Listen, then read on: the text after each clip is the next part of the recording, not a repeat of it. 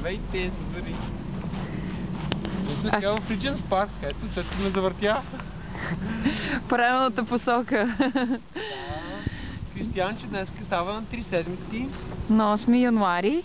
На 8 януари и имаме специално метод как го разхождаме в парка. На 2 гуми. Той ще стане голям шофьор. Тати.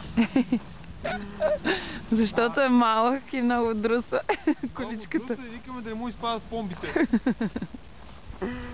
Освен това, между другото, такава зима в Лондон, никой няма да повярва, че в момента намираме в центъра на Лондон и слънцето грее и ние сме сами в парка. Сега ще ви покажем Кристиянче как спинка.